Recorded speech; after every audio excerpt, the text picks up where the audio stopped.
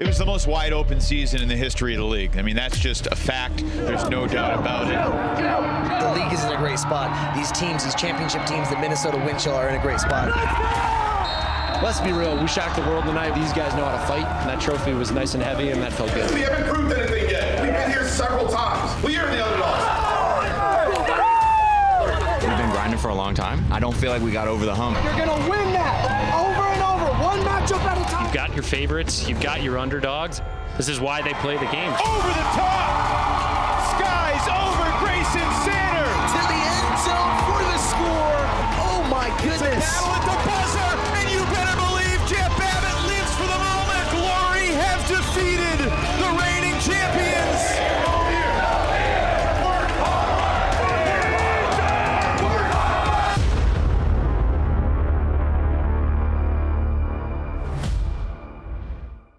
Welcome back. It's Swing Pass. I'm Adam Ruffner. That is Evan Lepler. We're one day removed from roster day, the unveiling of all 24 teams in the association and their 2025 lineups. You can go to the Watch UFA website, check out some great coverage, as well as, again, all of the rosters for the UFA franchises heading into the 2025 season, which starts on April 24th. We are just over a month away. Evan, we've been talking through this absolutely rambunctious offseason and all of the kind of bigger headline names, and yet still this roster day comes upon us, and there's even more news. You know, you see what Oakland has added, a bunch of, professional rookies, but real talent from the Bay Area. You see, I think, some of the returners that haven't quite been announced on some of these teams that will bolster up playoff rosters. What are kind of your initial thoughts and feelings about the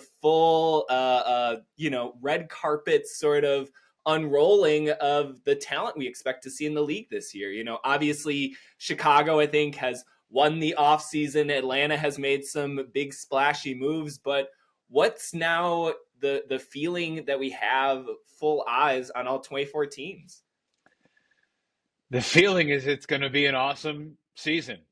It's the stage is set for just an absolutely fascinating competition, with so many teams that seem like they're capable. I think there are some teams that the general public would view as kind of lower tier, non-playoff teams that could surprise some people too. I don't think it's going to be straightforward necessarily, where you have the haves and the have-nots. I love the word that you used, rambunctious. It was a rambunctious offseason in the league.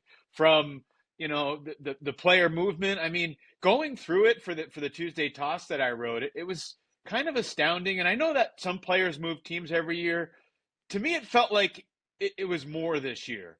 And a lot of players, clearly, Max Shepard going from Pittsburgh to New York, James Pollard going from Philly to Minnesota, teams trying to bring in dudes, Toba DeCrana going from Montreal to Boston. Those are all guys going from non-playoff teams to playoff teams. Alec Wilson-Holiday, Cameron Brock going from Dallas and Indy respectively to Atlanta, And we've had that a little bit. And there certainly have been some marquee moves and surprises and stuff in the past, but the way that players moved around this offseason was just great, because it wasn't like it was just the New York Empire loading up, right? We had those off seasons where they had Grant Leslie and Jack Williams. You bring up a point about New York's roster. They did a little bit of show and tell, pay attention to this hand, we're doing something else over here. They signed Calvin Brown, Max Shepard, Oliver Fay, Dmitry Suvorov, Everest Shapiro. These kind of nice names, but did you see the departures? Elliot Chartok, Charles Weinberg, offensive starters, the Dross twins, some really important defenders, Breton Tan gone. This is not the Empire I think we were entirely expecting for this season, Yeah, I think that's definitely worth talking about. By the way, I regret not mentioning Ethan Fortin in my Tuesday toss yesterday. You talk about terrific ad for Boston. Oh my gosh. You know, a guy with multiple championships under his belt, can kind of play wherever you want him to, a handler on offense and defense, just a gamer, man. And like Boston just kind of picks him up. And the answer to the trivia question, who is the only member of the Empire that played in all 31 games of their record winning streak? Ethan Fortin is the one common thread in all 31 of those games. Like, he was a guy that was always in the active 20, whether, you know, they were full squad or not. Like, he was just reliable, played a bunch of different roles. So yeah, I think he's going to be a nice ad for Boston. And, you know, he's formerly played with Boston, so he knows all those guys, and it's going to be a good fit. Yeah, I think multiple teams, like, feels like 8-9 teams loading up. Like, one of the things that stands out to me, and I want to get into the West Division, because, you know, we're looking at Daniel Cohen's grades. Like, Seattle, you know, feels like they didn't add really any big names other than Asher Lance.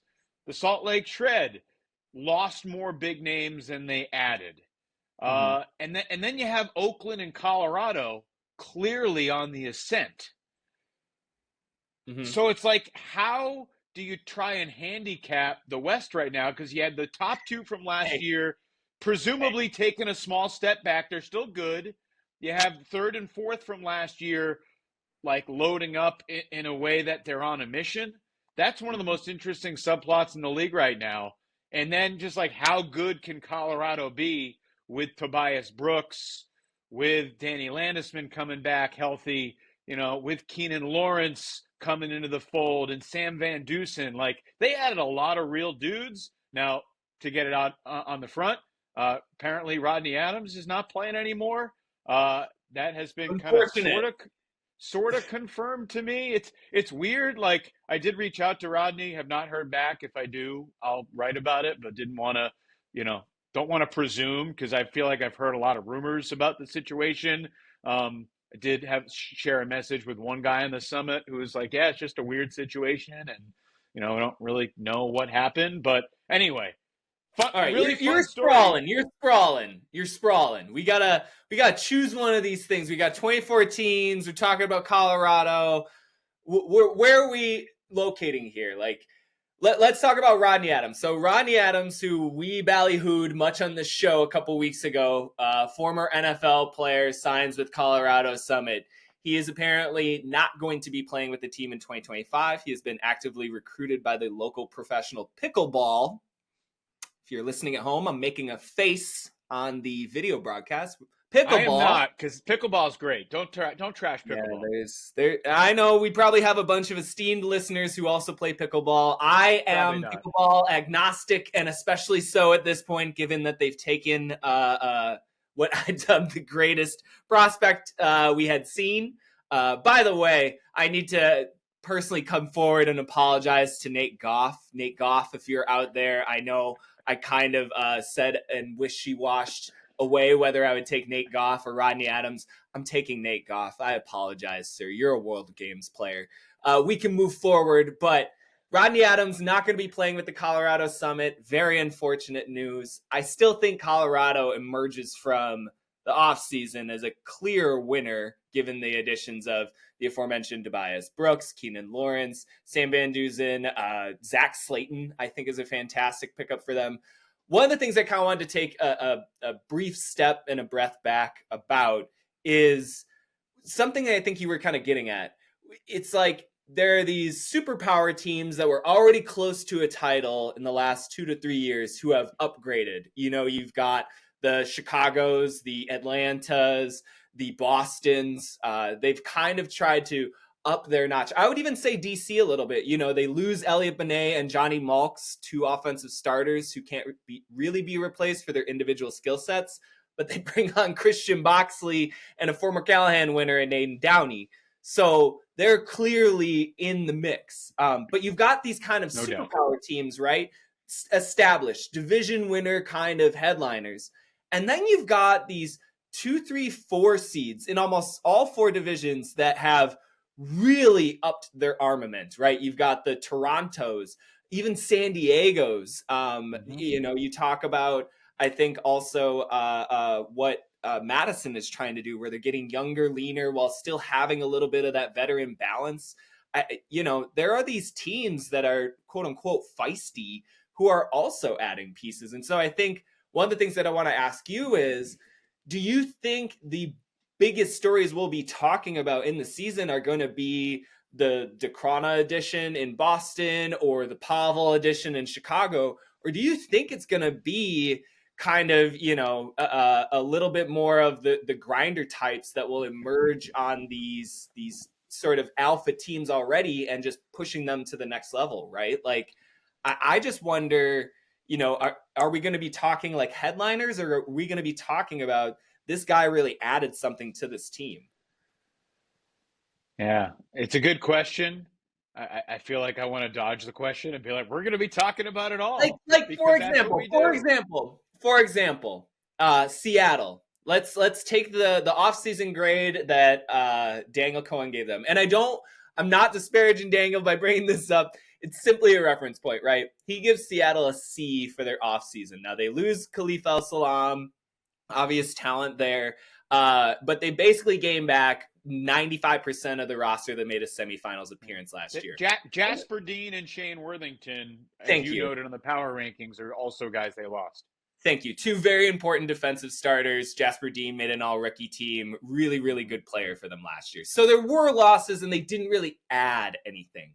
But they re-signed two players who we went into the winter wondering, are they coming back for Seattle? One of them being the reigning defensive player of the year and the most explosive defender in the league, and Lucas Ambrose. And the other one being a guy that you and I love, Aaron Wolf, the international import from Germany. He was fantastic for them last year on offense. Second on the team in total completions. Terrific as a defender off of turns if the O-line did make mistakes. And I was unsure as to whether he would be back this year for them. He's going to be back with the Cascades in 2025. That, to me, kind of puts Seattle in like a B off-season grade, because Wolf was one of those guys who we didn't really talk about a whole bunch last year, but you go in and you watch those games, particularly in the playoffs and then those end-of-the-season matchups that they had to win, and Wolf is just there time and again when the team needed. And again, he's not someone who I think we went out of the season just ringing bells about and throwing flowers everywhere. He made an all-rookie team. He got some nods and accreditation, but like I see that as being like one of the biggest linchpins in the West. Like, okay, Seattle gets kind of their dogged handler back. That was huge for them last year. They get another kind of year to develop the battery of him and Spencer Lofink, a finalist for the most improved last year. Like, Seattle, to me, did what they had to over the offseason, which was return a team that made it to the semifinals. I didn't feel like they needed to do the Cold War arms race of, a Boston, a Toronto, even a little bit what San Diego did this offseason with some of their additions. I guess posing it back to you, maybe what are some of the players that you see just beneath this sort of, all UFA level talents that are going to be really key for their rosters? Well, I think that's a good question, and one we should dive into. Can I just delay answering that and follow up on something you said and really respond with a question? You said Colorado's a clear winner. You said you really like Seattle. In your power rankings, you have Colorado 9, Seattle 8. Does that mean you think Seattle is the favorite in the West? So I'll divulge, I kind of used last year's divisional winners as the barometer for a lot of those rankings. So that's kind of why Minnesota gets out as number one. And then you have kind of the divisional winners in each of their divisions maybe being slightly above the rival that is challenging them. So Carolina's like one slot ahead of Atlanta. You have Seattle one slot ahead of Colorado. Except Boston. But that's because did you see what Boston added to a team that was already just 2 goals away from beating DC in DC in the East Division Championship game last year? I mean, we'll get to Boston, I'm sure, at some point this episode, but that team is diabolically fast at this point. I mean, them picking up Ray Tetro and Calvin Stoughton on roster day is just a ho-hum. We added back these guys. I mean, Tetro was their best offensive player 2 years ago, didn't play for them last year. And Stoughton is an absolute stud coming over from Colorado, U24 gold medalist. Like, they just get that as like throw-in along with Ethan Fortin. I mean, I really like Boston. I'm really high on Boston. So do you trust? Getting back to your question about Seattle and Oakland, like, yeah, I do have a slight favorite for Seattle. I like their institution right now a little bit better. I think that they've proven themselves just a hair more. Oakland is one of those teams I wrote about in the power rankings yesterday. They seemingly give up 1 to 3 games every year right now that they really can't, or dents my perception of them in a way, or bounces them out of the playoffs as it did at the end of 2023, that it's like, they're so talented, and they show you these highs where you go, that's a team I want to root for, and yet it hasn't all quite gotten there. And Seattle, they put together, man. Like, they showed up at semifinals. They gave Carolina a good game. You know, I know that it kind of got a little out of hand at the end, but that's, you know, a Flyers team that's been to championship weekend numerous times in the past several years versus a Seattle team making their first appearance since 2016. Like, I like where Seattle's at. They announced head coach Kelly Vegas Johnson will be returning for this year. Really excited for that. I think she's been astronomically important and central to this franchise's turnaround. You know, you talk about a world's caliber winner, just somebody who just kind of drops gold medals off of them as they walk through places. Vegas is that. And I think having that kind of competitor as their head caller has just infused this young team. You see that edge that they play with, right? And that's kind of what you wanted when you saw like the potential for Seattle 2 years ago, you know, like during Zeppelin Roning's rookie year. It was like, oh man, this team is so fun. But they kind of play at a little bit of an exhibition level. Last year, man, that Seattle team, they get Ambrose in there. They got Tommy Lee flying around out there. They got Vegas yelling on the sideline. Like, they showed up into Salt Lake and knew exactly what the time was, you know, for the West Division Championship game, and then again for championship weekend. Like, yeah, in the playoffs they did. In the regular season finale, they struggled. I'm glad you mentioned Vegas. She might need a new nickname for when they play the Bighorns. But Kelly Johnson coming back is a big deal for Seattle, having that continuity. You know, Casey Ikeda back as well as an assistant coach. They had a former UFA player and Steve Mogielski as another assistant coach. So, yeah. I like on the coaching staff, fantastic. I think Seattle is clearly in the mix. I would disagree, and I would say that from everything I've seen, the preseason favorite in the West is the Colorado Summit. I think assuming Quinn Finer is healthy, he's on the short list for top 5 players, talents, speed, skill, versatility, all-around threat in the league. But I do think there are plenty of questions with Colorado, and that was kind of the point I was getting to with the West. And I do think it's interesting to look at the macro landscape, because you could make an argument that Boston in the East, Atlanta in the South, Chicago in the Central, and Colorado in the West are the favorites. Mm-hmm. And, like, how many of those teams do you trust? How many of those teams do you have faith in to handle crunch time moments when things are really tight against other experienced teams? Like, are you counting on Atlanta to win that game at Carolina? Are you counting on Boston to go on the road? And, like, I don't know if I'd say Boston. Are you trusting Colorado to figure out where all their talent goes? You know, I don't think Colorado's troubles last year had anything to do with their on the field talent. I know they were missing people. I know it was the post Cody Spicer era, whatever. But like, that team didn't lack in talent when they showed up at Madison and at Minnesota and dropped both those games. And that's, again, like, to your point, that's my worry about Colorado. They can add as many names as I want to recognize. That's great. I need to know what they're going to do against San Diego when they've got to go on the road and oops, they've got injuries to 2 to 3 starters they weren't recognizing, because that's where Colorado has slipped for the past season and a half. That's even where they slipped against LA at home in the first round of the 2023 playoffs. You know, like, they had a talent edge in that game. didn't matter. Aviators came up to play. Like, Colorado, to me, has to move past this era that they're stuck in where they're clearly visibly talented, but something in schedule, rhythm, whatever is just sort of holding them a little back. Aviators punched the Summit in the mouth that day, and they haven't been the same since. Mm-hmm. And that's a psychological thing too. And look, they've it's weird because, like, Tim Kafalis is back, Mikey Lunn is back, but they have shaken up the coaching staff with TK now coaching the offense and Mikey Lunn now doing more player development, and they have their captains more leading the defense.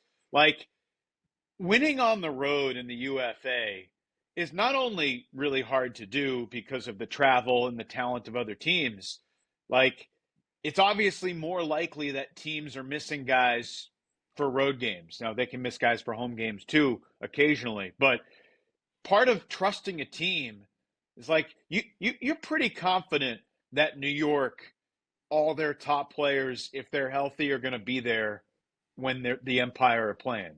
Right. You know? Right. Am I confident that Tanner Johnson is going to Montreal? No, I'm not. He hasn't given me reason to believe that he is bought in and going to be there. And, like, Jeff Babbitt's going to be there. But with Calvin Stoughton, is he going to be there? He played 3 games in the league a couple of years ago. So they're like, I trust DC. They're going to be really tough at home. They're going to bring their horses on the road.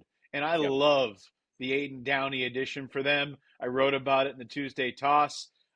I don't know how I would use him. I haven't talked to Lauren Boyle yet. I look forward to doing so sometime in the next couple of weeks just to get an inkling if she'll give it, because, like, I could see him fitting really well alongside Jacques Nissen.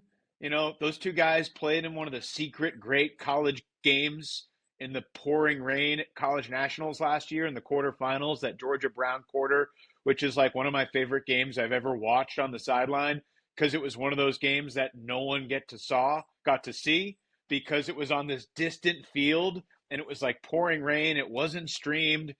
Bunch of drunk, rowdy Brown fans were there heckling like ridiculous. Like, I've never heard a sideline heckle in my life.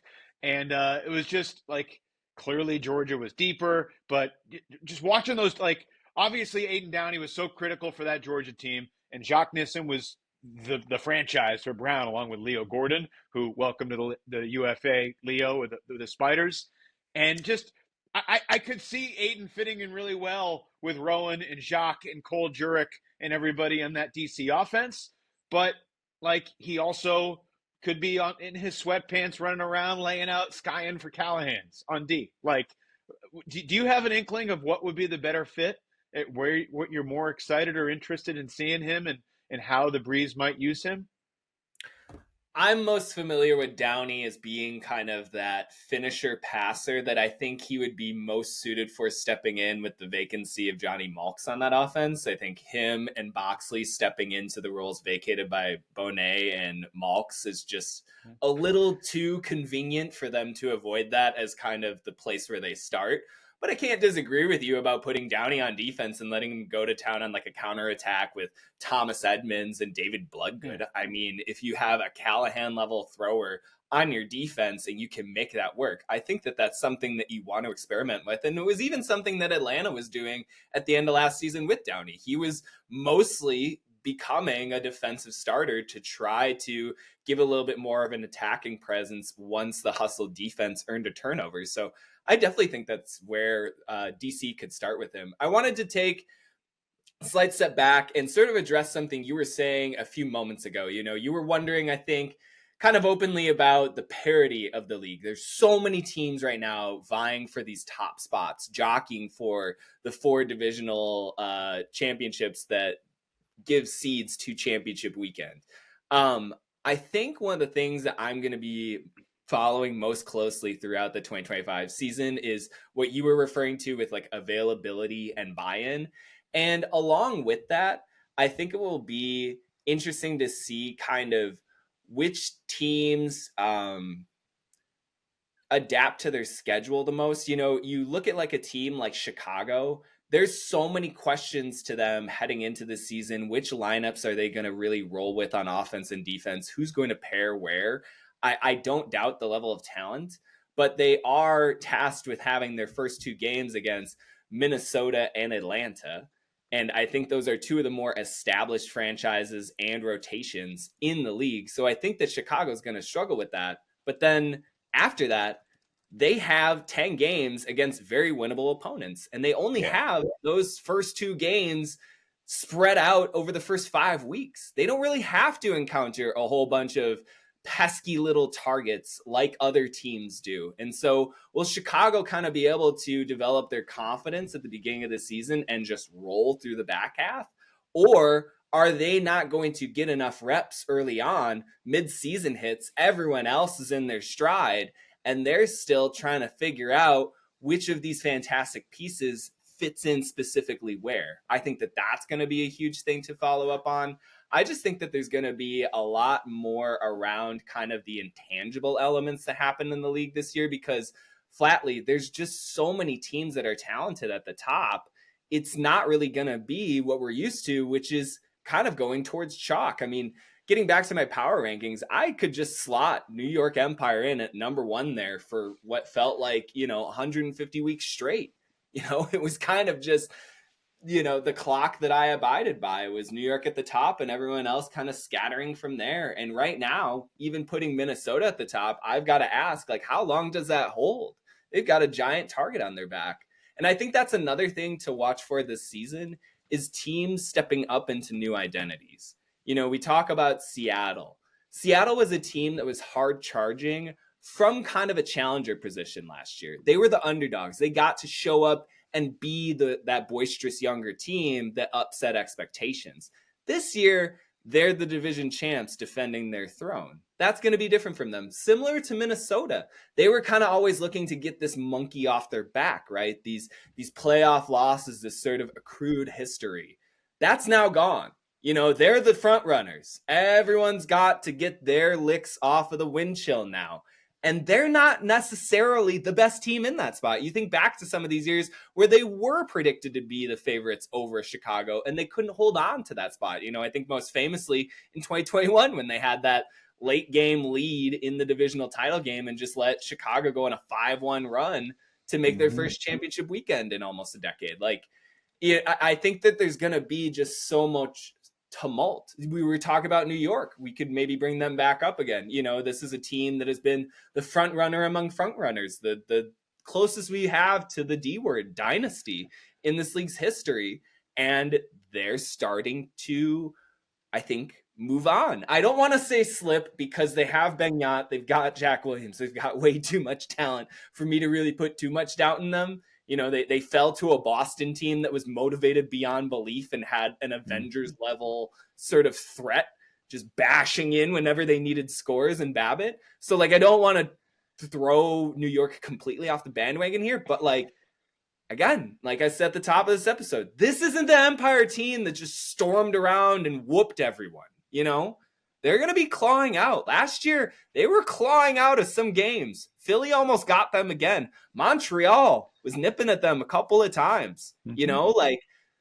Is New York going to handle adversity as they did last year for a second straight year? Are they going to be that tough? I don't know. I'm trying to come around to an article that is, the 8 biggest questions going into the season. And all I do when I think about this stuff is come up with more questions. And you said I was sprawling before. A thing I wanted to ask you about. So along with the parity too, a thing that might kind of cut through the noise is teams having superpowers.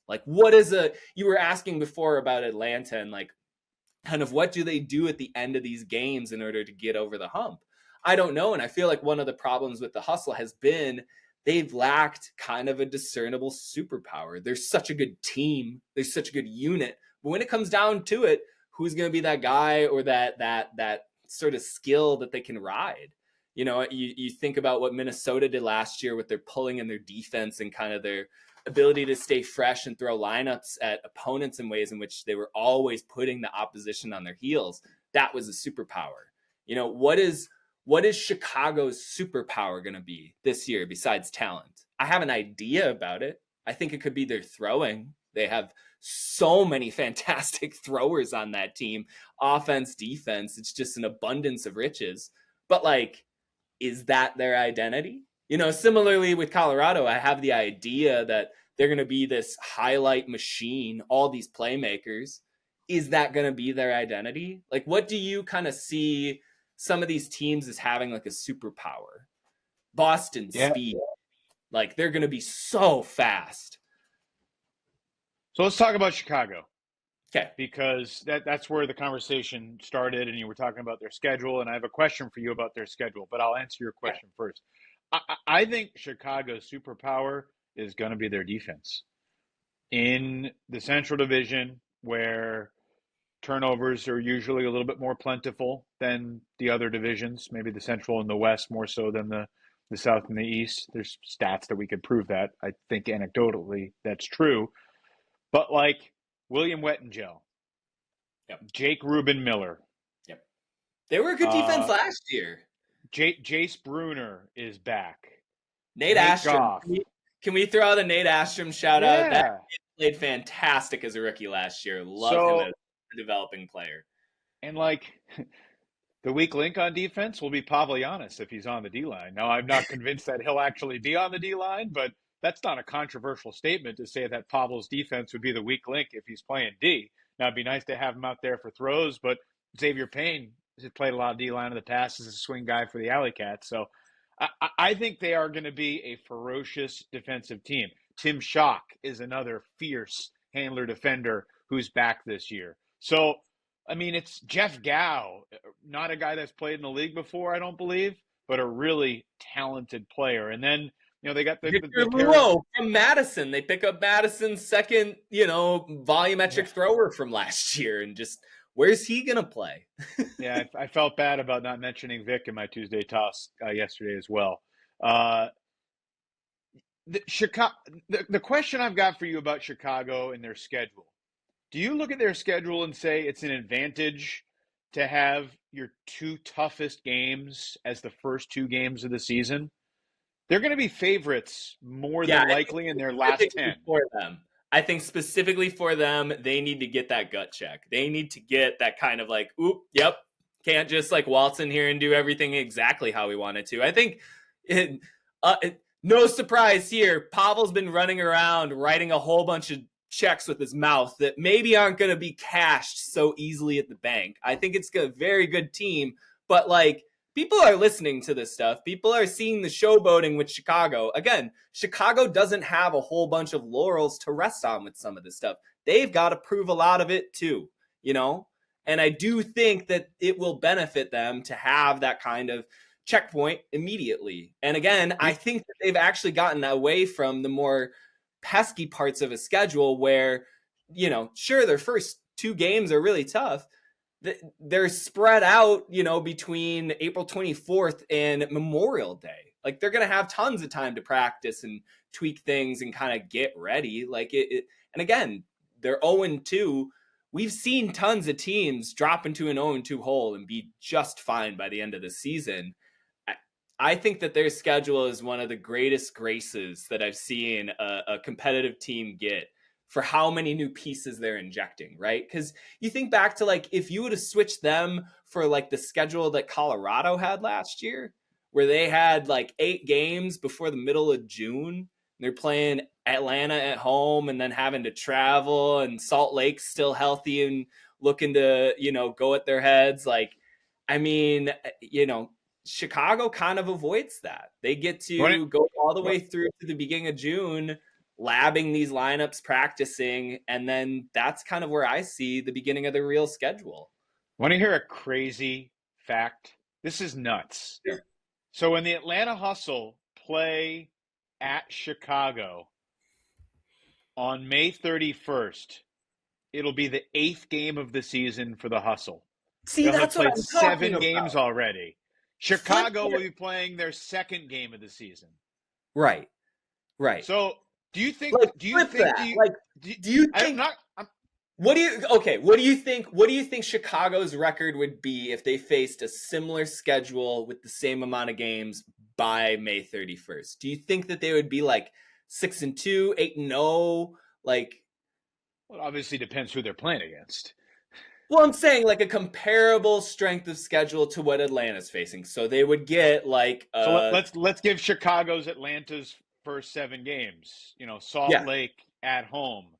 If Salt Lake was at Chicago, I would lean towards Chicago. If it's Carolina at Chicago, I might lean to the Flyers early in the season. I'm saying like Chicago has no doubt of talent. It's just how quickly will it all get there? And do you expect them to start 0-2? I'm not going to hold you to it in May. Do you think the Union start 0-2? I think at given Minnesota, home for Atlanta. I think given the specific opponents, it's very probable. Now, Chicago does a great job of winning in Minnesota, and it just seems like a place where they've kind of done the Michigan OSU, we're going to plant our flag in the middle of your field sort of braggadocio vibes. So I do think that the Union can get up for that first game. Again, it's just the data that I've been given, right? Like, Minnesota's been practicing since the beginning of the year. Chicago is getting into like their second or third practice as a pod scheduling team, right? Like they haven't had just a full everyone available yet. And it's just that timeline as it approaches that first meeting is in Minnesota's favor. This team is coming off a championship. They have the pedigree. Now, again, Chicago can reverse all this on the field. I don't doubt that. I'm just saying, like, going up to it, I'm going to put my cards a little bit more with Minnesota. I'm going to go with the proven thing. This has been the meta trend in this league, too, for the past 2 seasons. Talent hasn't always been the final deciding factor. It's been other stuff. As pulling rules have developed, as field position becomes more important, as defensive depth, I think, really starts to take hold as a true winning factor in this league. Like you see teams being able to, I think, roll different sorts of strategies rather than just the we're better than you. That's sort of been a prevailing element to the first 10 years of this league, right? Like I think New York, we got so carried away with how talented they are that we didn't also see how structured and like long-term that foundation had been building. Like Jeff Babbitt's been there since 2016.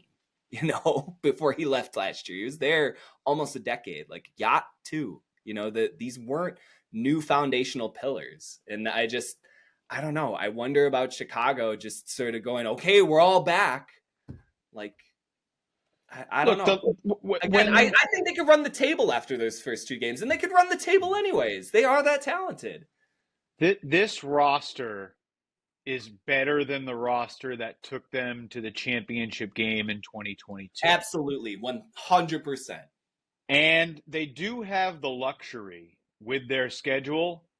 They can start 0-2 and not be concerned at all about making the playoffs. Now, if they lose their 3rd game of the season, which is home against Madison, then the alarm bells start to ring a little bit. And that's the game, right? That's the linchpin game for both of those franchises. Madison is going to have that circled 1,000 times as the one that they could maybe take from Chicago, because they've done that to them in the past too. Like they did it in 2021 as well, where they kind of took one from the Union that the Union weren't quite expecting. I know Tim DeBile likes to say that the Radicals don't get blown out, but like the line on that game right now is like 4.5 or 5.5. Like you don't expect Madison I'd say to like go to 6.5. I'd say 6.5. But it's that thing, right? Of who knows the exact way in which Madison has been preparing to box some of those throwers in. And Chicago is a team who is going to suffer from lack of reps, just flat out, and it's that stylistic clash of Madison's ingenuity, especially on double teams, separates throwers from the pack. And that's how they've disassembled Chicago's attack in the past. Like in 2021, they did it to Arters. Paul Arters is a fantastic offensive player. Madison just sort of carved him out and separated him from the rest of the offense and said, all right, you don't get a throw in continuation anymore. You're a backfield thrower. You got to throw from like a stable position out and away and out of your sort of hot spots. It just changed the complexion of the game, and to your point, Chicago's much more talented this year than that iteration. They're going to have more safety options and valves available. The league has also just gotten smarter in knowing how to avoid those double teams. I saw some fantastic footage that Daniel Cohen got last night, actually, at Chicago practice of Henry Goldenberg just shredding double teams for the Union. So, like, they have ways of getting out of this. My point just being, there's a lot of ways to win in this league now other than just showing up with quote unquote the best talent. Like that's just not how things have been, falling out. Like speaking of that, Central Division question for you about talent and chemistry and continuity and the have and have not. Do you think Pittsburgh, with their relative continuity, they lose Shepard, but they've got a real University of Pittsburgh feel to their team with Hoffenkamp and Landis, and they bring back Jimmy Toll and Marcel Oliart. Like, I like a lot of pieces that they have. Do you feel like they can threaten the best in the Central Division, or is that too much to ask? I think Pittsburgh, and I think they know this about themselves because they started to play towards it last year. They know that if they can kind of keep the possessions down, sort of like what Madison does, like when these games get into shootouts and it's just, point versus point, run out their score, Pittsburgh just can't keep up in track meets. But if they can turn this into an 18-17 game, something where it's a little bit more in the margins, it's a little bit more about that possession style offense that they've been adopting from DC over the past season and a half, that's reliant upon that Pittsburgh influx of talent and throwers. Like, I think Pittsburgh has an opportunity. It's just they need to hit all of their marks so precisely and so consistently for that to happen that it feels like a large ask, right? Like, the thing that the Thunderbirds don't do is play 4 quarters of consistent Frisbee. Like, that's what they would have to do to stay on the field against Chicago or to make a game against Minnesota. I mean, that's what they did in the game that they got against the wind chill in Minnesota last year, but that game was afflicted with wind. And again, minimal amount of scoring. I think there was 35 combined goals in that game or something like that. But I've been doing this long enough. I just expect Central Division games to have a lot of wind. Like, until you get to June, July, like everything April, May, it's going to be windy. You got to prepare for it to be ugly. Yeah, it's going to be May, to do a Timberlakeism. I think I just butchered that. But yeah, I mean, I think there's so many opportunities for teams like Pittsburgh, like San Diego, like these teams looking to kind of come up and supplant some of the existing talent. Even Houston a little bit this year, I think, can be feisty. The Soul, Austin, they still have enough talent to make a run at some of these teams if they all get together. It's just going to be a matter of how many of these undercard teams can kind of put together a full game. Like, that will be the test against the top competition, because talent will just, hold out over 4 quarters at times. Like, I think it will be a big ask to just ask the Thunderbirds to, line up 7 across and go outscore Chicago like that. Do you feel like that's a very fair question to ask of this year's T-Birds team? To just try to, outscore this Union roster? Like, they've got to figure out a way to sort of work the margins a little bit more than just open field warfare, right? But yeah, I love what you're saying about like the Hoffenkamp, Dreyhaus, masked throwing backfield. I think is fantastic. Oliart and Landis are good continuation throwers. To answer your question that you just asked, like, no, I don't expect them to line up side by side with Chicago. But, and this is a major but, when Chicago goes to Pittsburgh on Saturday, July 5th, it'll be about 24 hours after they had just played Minnesota at home on July 4th. Do I think could Pittsburgh steal that game? Absolutely. I think that that's a large ask. I think that we haven't seen that Pittsburgh yet. I think that the Pittsburgh we saw last year that beat Minnesota was opportunistic. I think you're asking for something a little bit more in that July 5th date. Because again, that's the point in which I expect Chicago to be firing all cylinders. Had that game happened in April, had that doubleheader happened early in the season, and maybe you get that sort of wind-afflicted second game of a back-to-back, have to travel on the road, caught a little flat-footed, Pittsburgh's having a punch-up performance, Repperman and Carl Johnson are getting a little bit of opportunity in the deep space. Like, that to me is the scenario in which I could say, okay, T-Birds can upset Chicago. It's not what the current schedule in reality is. Like, that to me is Chicago's going to roll through Minnesota and be running down the mountain at the Thunderbirds the next day. Like, doesn't matter. It's a little bit of a thinned out travel roster. It's just like, nah, we're just going to roll. Let me ask you this. We got about 10 minutes before we got to wrap up. This is totally just your personal opinion. Oof. There's no right or wrong answer.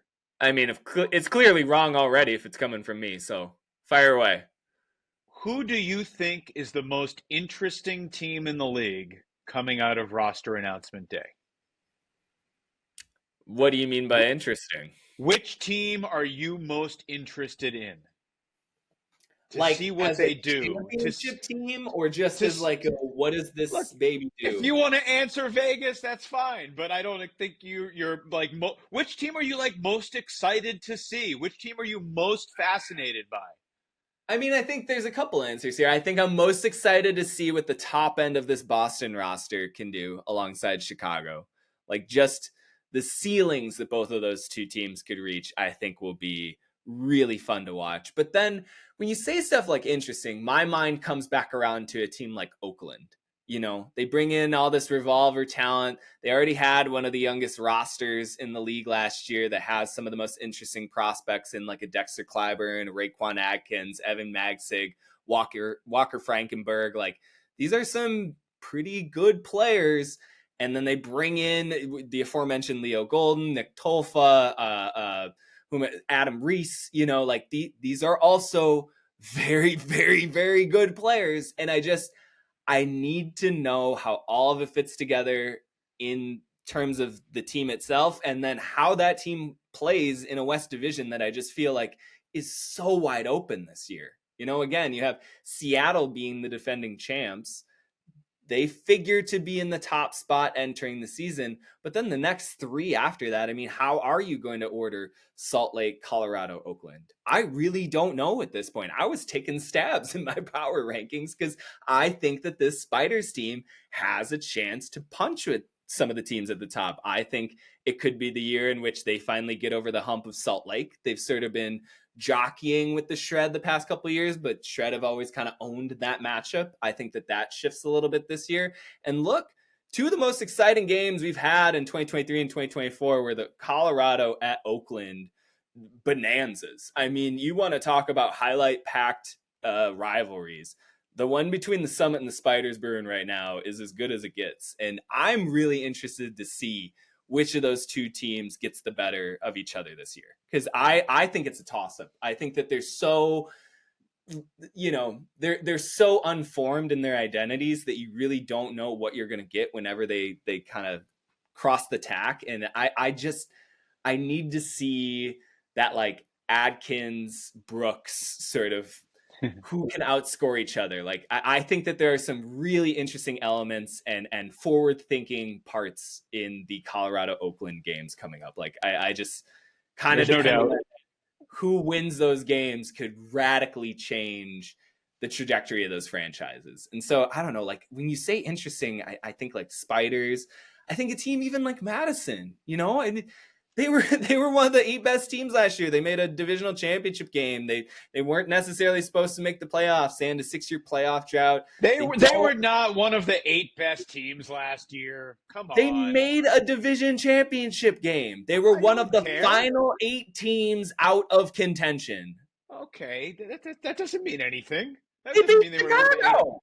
They beat Chicago. Like, I know it's a different Union team, but like again, you win the games. We can talk all we want about the paper tigers in this league, but there's a real jungle, and you've got to hack your way through it. And Madison did that. Like that's like saying that St. Francis of Pennsylvania, that lost in the first four last night, is one of the top 68 college basketball teams in the country. Yeah, They're one of the last 68 teams playing. No, I love the Red Flashes. Rob Cribble's a really good coach. But no, the Radicals were not one of the best 8 teams. Fine. Whatever number you want to put next to them, they made a divisional championship last year. 8 of 24 teams did that. They're one of them. Is that better math? Like, that's true. My point being, how does Madison scrap this year? Like, what are they going to bring against these games against Minnesota and Chicago? They've been behind the 8 ball against the wind chill for a number of years now. And they've sort of been at this, border battle with the Union where they kind of trade back and forth depending on the season. Like, where are they going to fall out? Like, how are they going to kind of challenge Chicago team that's now poached a couple of their players? I mean, Henry Goldenberg, Victor Luo, these are former Radicals who now are just plugging right into the Union, like there's a little bit of bad blood going on there. Like, how do they handle that?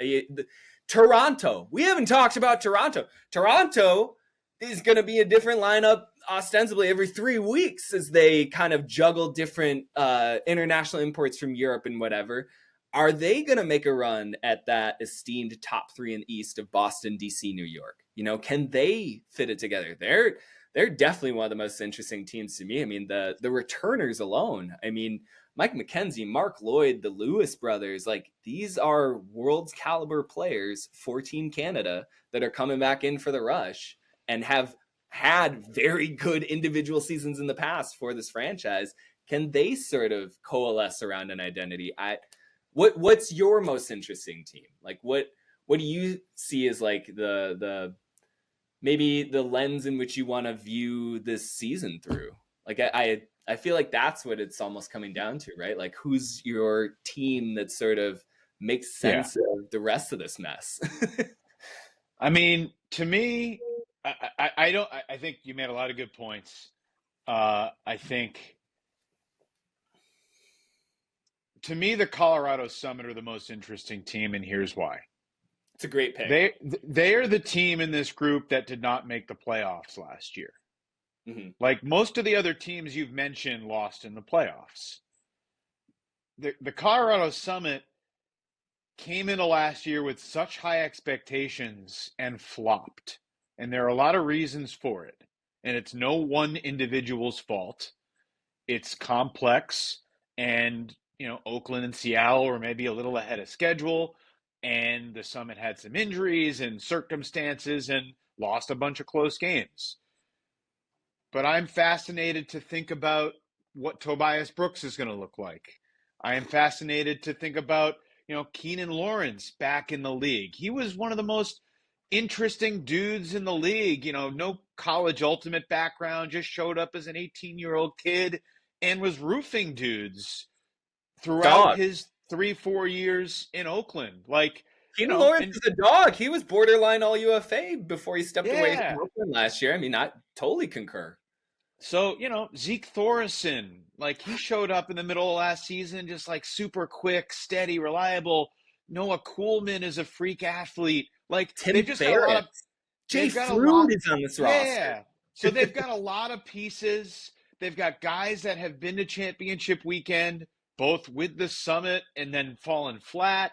And with, they've got a bunch of Dallas guys with Matty Jackson and Jay Fruit and Connor Olson. Like, the pieces that have come together, and, I got immense respect for Tim Kafalis and Mikey Lund, but do I think they've pushed all the right buttons through the years? I feel like I've been pretty clear on the record that I don't feel like they have, in the way that they handled the Jonathan Nethercutt situation, in the way that they've utilized Alex Atkins and trying to use his versatility, Chuck Kindred on their broadcast has said a lot of times, like, you need to use Atkins' size downfield. You can't just have him stay behind the disc and be a standstill thrower because he's too talented to be pigeonholed in that role. So they're the team that I would, pick like, obviously, like Toba DeCrana and Jeff Babbitt on the same line, like, that's super fascinating too. And like Calvin Brown and Antoine Davis and John Randolph. I don't know if they're all going to play defense.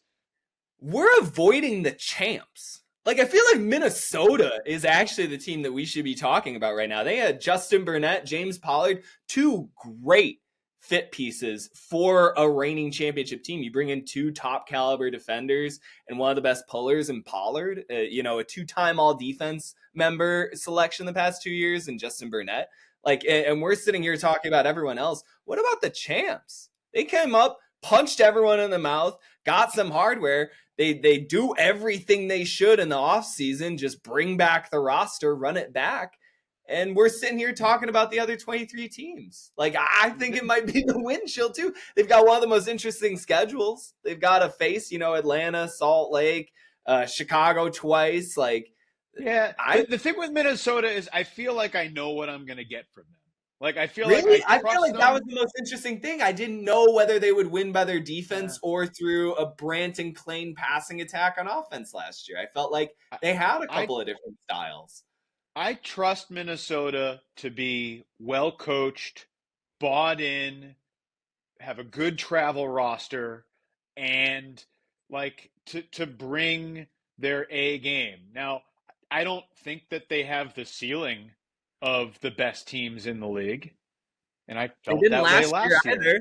Yeah. No, and circumstances conspired, and they won the championship, and it was awesome, and I'm really happy for them going into the season. Conspired. Yeah, that's the circumstances that conspired every year. If we could go back to every year and talk about these types of things. I think it plays into some of the narrative building around like, the asterisk, like what Chicago's been trying to say is they've been building themselves up to face Minnesota. Asterisk season and the win to championship weekend. I just think it's funny. I think let me make one last big picture 2020 Lakers bubble championship Mickey Mouse title. Like, they're all real. They're all real titles. You get a real award for them. Yeah. Okay. Let me make one last point before we devolve into coming out. Hold on. Before we go into Celtics Lakers, let me make one last point. And then I'll let you wrap it up. You're right to bring up Toronto and Minnesota, two teams that we should spend more time on in future weeks dissecting. You mentioned Oakland, and like Caleb Merriam is the new head coach of the Spiders. Mm-hmm. How will he compare to Dan Silverstein, who's led the Spiders for the last several years, who just landed as the offensive coordinator for the Vegas Bighorns, which is... I was going to say that we should talk about that at some point, because I love that signing. Like, Silverstein is to be one of the best developmental coaches, but continue. So there are more first-year coaches this year. I wrote about it a couple months ago than there have been in recent years. Like, going into last year, there was tremendous continuity from one year, from 2023 to 2024. This year, like, more than a third of the league has turned over. So Jamie Millage leading Toronto as the head coach. Kelly Johnson in Seattle feels like continuity, but she's the head coach for the first time, replacing Jesse Bolton. Carolina has huge question marks of how they are going to evolve from Mike DeNardis to Michael Vilas. So those are factors as well, in terms of thinking about how these teams are going to look, how they're going to match up with one another. And like, those are some of the most interesting question marks or just mysteries that we have going into the season, because leadership and strategy matters. There's no doubt about it. And that is something that we just have a real foggy vision of right now, that hopefully as the season gets closer, and the first couple of weeks of the season in particular, we'll dive into, because, we just don't know. Yeah. I mean, that's what I really came to understand about my analysis going into the season. I don't know a thing. Like, I try to write down some of the stuff, but to your point, there's so many new coaches. You didn't even bring up Madison and the transition from Tim DeBile to Jacob Spyro, one of the oldest coaching changes or tenures in this league's history. There's so many changing of the guard. There's so much player movement. we're just over 36 days away. I think we're 36 days away from April 24th today. Yeah, we are. Wednesday, March 19th, 36 days until the opening pull of the 2025 UFA season. I think that'll do it for us here and now, talking about rosters, roster day, all that jazz. But we will be back here next week with you on Swing Pass to discuss more off-season news. I'm sure we'll be hit with another wave of information that will just change and put into upheaval whatever we have planned going into next week. But which former MVP is changing teams, Adam? Give a sneak peek. Yeah, and which is, Alex Ovechkin quits hockey 2 goals shy of the Gretzky record and comes and plays Ultimate Frisbee. I don't know anymore, man. I just don't want to hear anymore about pickleball. All respect to you pickleball players, but this is Frisbee talk going forward on the Swing Pass podcast. We'll be talking to you soon, but that'll do it for us here and now. Talk soon. Bye.